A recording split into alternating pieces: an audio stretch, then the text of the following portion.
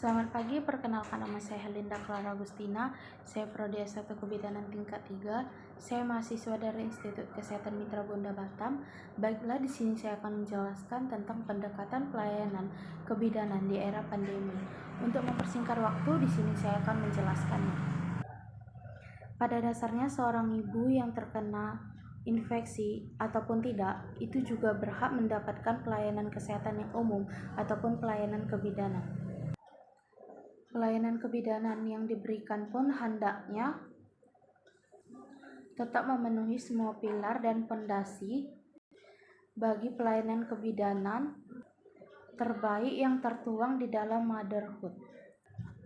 Safe motherhood adalah suatu upaya untuk menurunkan angka kematian ibu melalui beberapa pilar seperti KB, pelayanan antenatal, dan persalinan yang aman.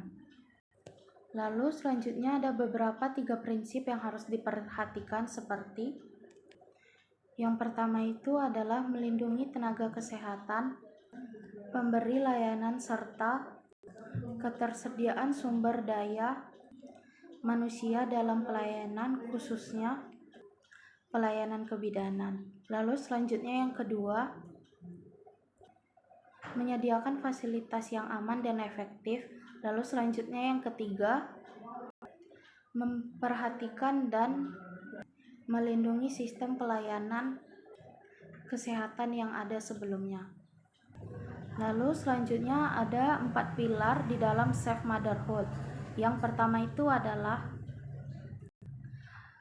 family planning, lalu yang kedua antenatal care, lalu yang ketiga clean and safe delivery, dan yang terakhir itu adalah essential obstetric care. Lalu dalam pelaksanaan safe motherhood, hendaknya tetap memperhatikan bukti-bukti ilmiah penting yang muncul seiring dengan perkembangan waktu dalam penanganan mencegah pandemi. Lalu direkomendasikan untuk PPMB agar dapat menyediakan area triase yang berada di luar gedung, pelayanan bangunan yang dibuat secara permanen ataupun bisa dengan tenda, akan tetapi harus memperhatikan seperti yang pertama itu tersedianya keran untuk mencuci tangan dan mencegah kerugian orang di area tersebut. Lalu selanjutnya yang kedua itu adalah penggunaan masker dan menjaga jaraknya setidak 1,5 sampai 2 meter. Lalu yang ketiga itu adalah jika tidak memungkinkan, hendaknya pengunjung diminta datang sesuai dengan pengaturan atau temu janji melalui telepon selama di area triase.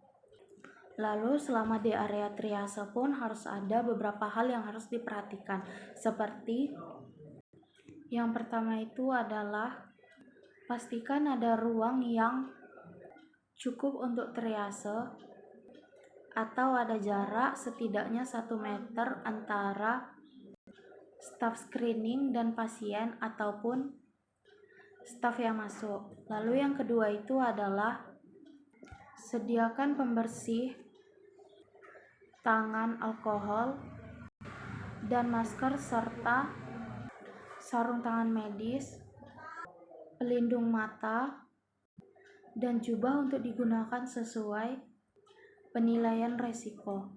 Lalu yang ketiga itu adalah kursi pasien di ruang tunggu harus terpisah setidaknya sejauh 1 meter. Lalu yang keempat itu adalah pastikan agar alur gerak pasien dan staf tetap satu arah. Lalu yang kelima itu adalah petunjuk-petunjuk jelas tentang gejala dan arah. Lalu yang terakhir itu adalah anggota keluarga harus menunggu di luar area triase untuk mencegah area triase agar tidak penuh.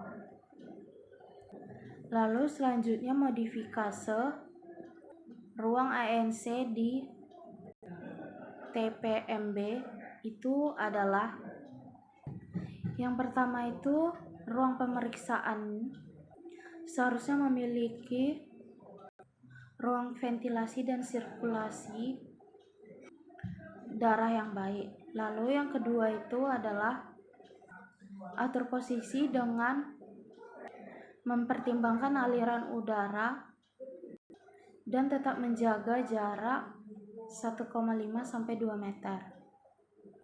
Lalu selanjutnya modifikasi ruang bersalin di TPMB.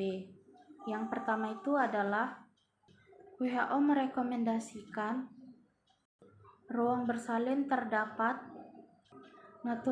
natural ventilasi, boleh kombinasi dengan medical ventilasi seperti kipas angin ataupun AC yang bertujuan untuk mengarahkan dan menolak udara yang tercemar. Menunjukkan ruangan yang dipasang exhaust dipasang 30-50 cm dari lantai pada sisi kanan dan kiri belakang kasur pasien ataupun klien screening.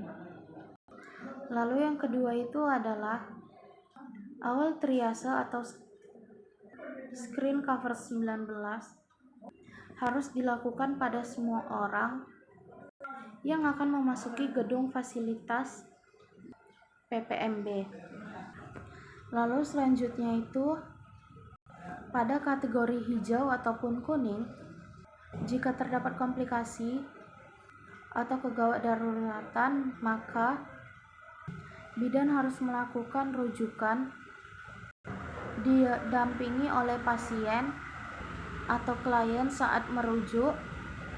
Berikut adalah bagian pengaturan aturan pelayanan di fasilitas mandiri bidan pada masa pandemi. Baiklah, cukup sekian penjelasan dari saya. Jika masih ada kekurangan, mohon dimaafkan. Sekian dan terima kasih. Selamat pagi.